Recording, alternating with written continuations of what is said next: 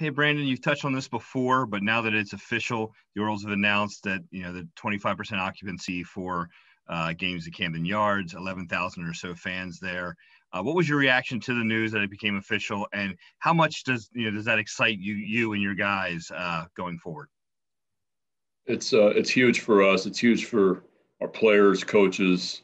It's great to have fans in the stands for spring training games, and really looking forward to seeing the home fans back at Camden Yards this summer. Just they bring us a lot of energy. They create a great environment for us, and it's an exciting time. It's exciting news to know that there's going to be people in the stands this summer. Next is Rich Dubrov.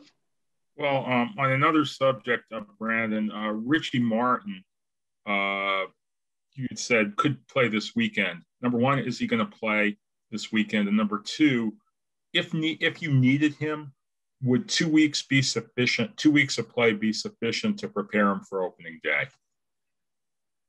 To answer the second part, I think the answer would be yes, unless there's any sort of setback. But I'd like to get him as many at bats, see how the hand reacts in the next couple of weeks. But I think you can get ready in 2 weeks as a position player. So we'll see how it goes. We'll see how his hand is. I'm looking to hopefully play him Sunday or Monday.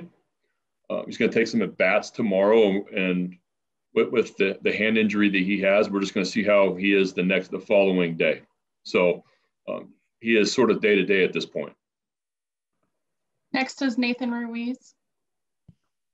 Hey, Brandon, along the lines of fans coming back, just how nice has it been to take some steps towards normalcy, especially given where things were a year ago today? It's definitely a lot different. It's nice to have a buzz in the crowd. It's nice to when we score a run or do something positive. There's cheering. Last summer when you wouldn't hear anything, you would just hear your own dugout or the opposing dugout. So to have the fans cheering our guys on, have fan reactions to plays, it's a noticeable difference, and can't wait for that to happen this summer.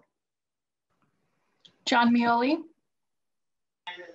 Brandon, what can you tell us about what Rio Ruiz is dealing with right now? Rio's feeling better. He came in this morning. He's going to get a full workout in tomorrow, and hoping to get him in there probably Monday. That's a little quick follow-up to that. This week has been a look kind of at, what life would be like on a more permanent sense without him. How do you feel about the options you have at third base behind Rio at this point? Well, we do have a lot of guys that can play over there. So yeah, we're taking a look at a lot of them.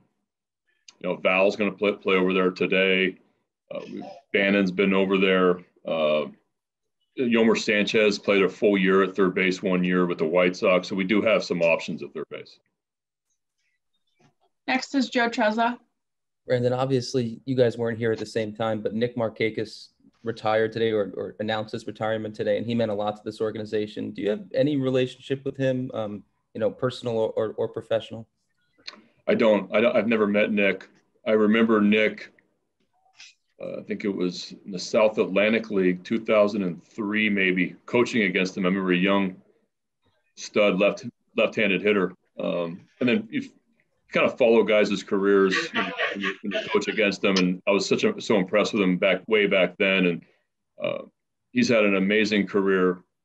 Everybody that's ever been around him in this clubhouse speaks so highly of him from a leadership standpoint to what kind of teammate he is and was. And he meant a lot to the people that are still here that were around the years he played here. So he had a bunch of good years here and had a heck of a career. And hats off to him for announcing his retirement and having a really great professional career. Next is John Mioli.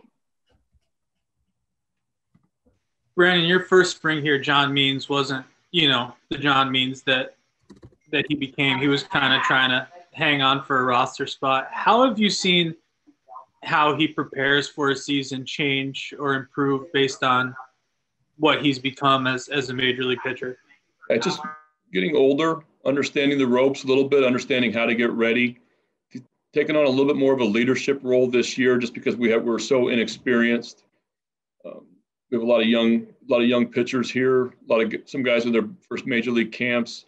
John's done a nice job of really following, having guys follow his lead, and how he goes about his day, and just what kind of pro he is.